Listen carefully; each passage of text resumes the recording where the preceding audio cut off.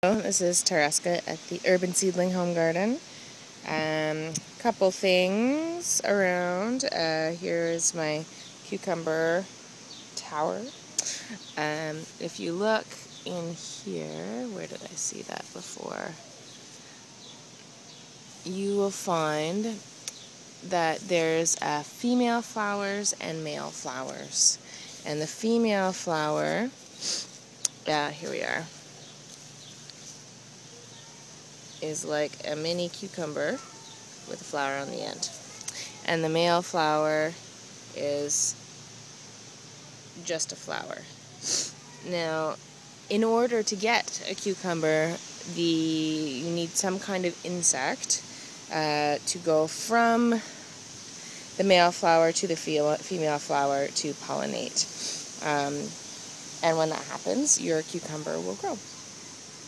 I would ask that you look carefully on each of the leaves and look carefully inside each of the flowers as much as possible in your garden to hunt for cucumber beetles. If you look at last week's last week's newsletter, I gave you lots of pictures of cucumber beetles and the eggs and the larvae. It is really important to get on top of that early on, just like the slugs earlier in the season. It's a bug that the population just explodes if you let it get established in your garden. They thrive in hot, dry conditions. So luckily, with the rain and all of that, it's not as bad this year as last year for cucumber beetles. This leaf here has some signs of powdery mildew. Not the yellow. The yellow is just because it's a sad leaf, but if you see the white here on top, that's a disease called powdery mildew. Also, you want to get on top of that. So if you see any leaves that are speckled white like that, please remove them right away. Again, that's something, if it gets established in your cucumber patch, is really, really hard to get rid of. If you do have it all over a lot of leaves, you can spray with baking soda and water solution. It will not get rid of the powdery mildew, but it will slow the growth. So always just remove all of the affected leaves. Here's another leaf. See the white spots? Those are the beginnings of powdery mildew. So please remove any leaves that have those white spots on them. Very, very important. Also wash your hands afterwards so you don't spread it around the garden. As you can see, I have put my tomatoes on my trellis because I did not have a lot of peas taking up space. If you can find space for your tomatoes on your trellis, it is really beneficial to do so. The timing this year has been a little tricky. Ideally, we would remove the peas before putting the tomatoes on. But again, if you can find space or if you don't have peas, just take the tomato and wrap it around the trellis one time. And then about once a week, then you're going to take that growing tip and wrap it around the trellis each week. In terms of suckers, you have little suckers like this that are just getting started. So here is the main trunk. Here is a leaf. And then in the crotch between the main trunk and the leaf, you have your sucker that you can remove. You'll see longer suckers like this one that went unnoticed. So you'll see here's the main trunk, here's a leaf, and then here is the sucker that is in the middle of growing into a full another branch that will eventually produce flowers and produce tomatoes. I think I'm going to leave that sucker because I have a spot right here for it on the trellis. So I'll just tuck it under there and then have it run up the trellis as well. But then I'm not going to have any more room because I have another tomato plant right beside. So my rule of thumb is whatever you have space for on the trellis, keep it. Anything that's coming out into the garden and shading over your other vegetables, that's what you need to get rid of. That's the reason you need to get rid of them, is so they don't take over your garden and so they don't take away energy from your tomato plant. Here are my first little tomatoes. I planted my garden much later than a lot of you, so you guys might even have some tomatoes that are starting to ripen now. Also, these are some bush bean plants. I know some of you have bush beans. Here are the flowers coming, so you guys might have some beans to pick. Remember to take the tops off of all your basil so it gets nice and bushy. I don't know if you remember last week I topped the basil. See, here's where I clipped it before, and now those two tiny little leaves have turned nice and bushy, and each stem has those tiny leaves. So now when I take this one, it's going to produce two more nice big bushy leaves. So please do that. Remember to pick your snow peas. We're not going to have them in the garden much longer. They're already getting really fat, and eventually they won't be as good anymore. They'll be more tough and less sweet, although the varieties we chose stay sweet pretty long.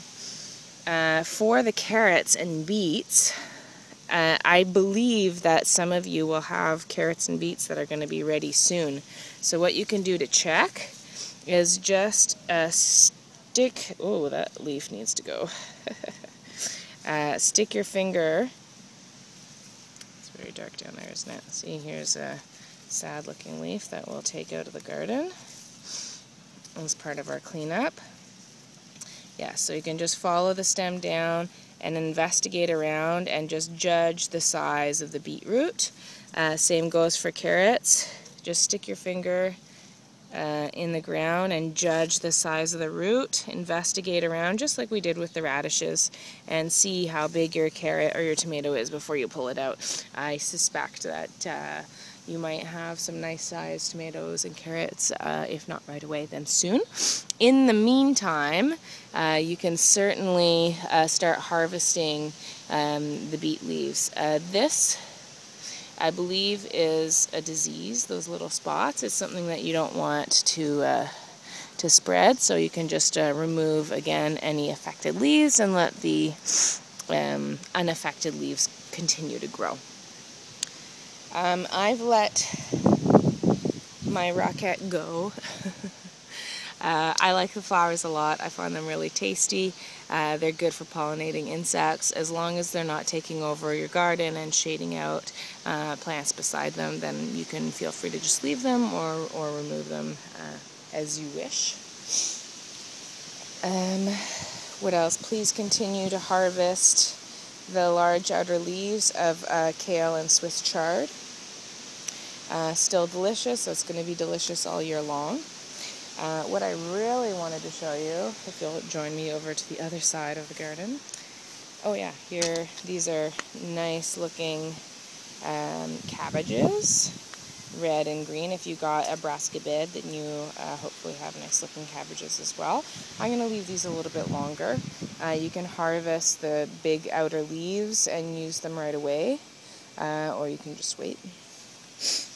This was broccoli that I harvested already, and you'll see there's some nice new florets. Can you see, or is it too shadowy? Anyway, there's a floret right here growing. I harvested about, I would say 5 days ago, so I'll leave those a little bit longer to let them grow. Here you see some more flowering rocket. I'll actually back up because I think this is a nice view here. You can see I have my clover lawn. I used white clover instead of the micro clover, just because we didn't have a micro clover yet. So I have these nice white flowers everywhere. Over on the left top corner, you'll see that I've let my herb garden go completely to flower, just because I don't use herbs in cooking very much. That's my secret. But it really attracts a lot of pollinating insects. There's a lot of good nectar and pollen there for native bee species. Over here, this is what I really wanted to show you. Sorry, this video is getting really long. But you'll see it's late in the season, and the lettuce is started to really go to seed. All of a sudden, out of nowhere, within 3 or 4 days, it just turns into a big alien tower. It's not as tasty. It's large and is shading out other plants in the garden. So I really suggest that you remove those and eat them while you still can, while they're good. We will be coming back to replant fresh lettuces in the front row for the fall replant. That should be weather dependent, the either mid to or last 2 weeks of August, or maybe even the beginning of September, depending on how it goes. So please certainly remove those big lettuce aliens from your garden. Eat them in nice big salads. You will still have your beet greens, your Swiss chard, and your kale to enjoy as salads with your tomatoes and cucumbers that should be coming soon. So here we have some more carrots and beets. These ones seem to be a little farther along. You can still be, this is old slug damage that I haven't removed yet, but again, oh yeah, see here?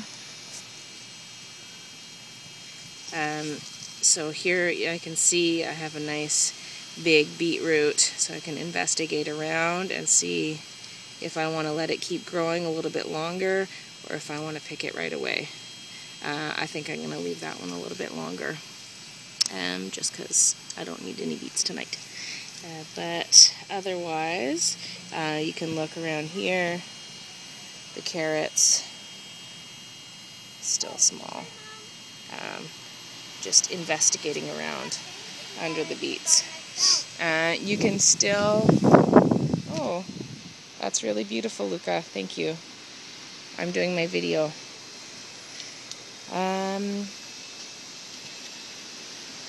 I'm a little bit derailed, but otherwise I think the rest is status quo. Oh no, you also see that I haven't taken my own advice and I still haven't harvested my garlic scapes. Very bad. So if you're like me and you haven't harvested your garlic scapes yet, please do so right away. See, this is very large. It's taking a lot of energy away from bulb production. The flower is going to open soon. This scape is probably not even really very good to eat anymore, but I will certainly try because they're really delicious. These ones are a little smaller. So the scape, here's the garlic stem here. The scape comes up, and you just remove that hole right down to the leaf. This is a garlic scape. They're really delicious delicacies, and you need to remove them from your garlic to get a nice head. Also for onions, same thing a little bit. You can harvest as the beets. You can harvest them right away if you want kind of a fresh onion more. Or you can wait. The way you know onions are ready is that these beautiful onion greens are going to start dying and falling over. That's when you know the root's ready to harvest. Or you can start harvesting them right away if you have a bunch and you have a use for them. Have a lovely week. But what about when they turn pretty much like orange? Onions? That's right, exactly. When the greens start to turn orange and they start to die, that's when we know that the onion is ready to harvest. And that's when we know it's really gonna be good. That's right. Say bye. Bye.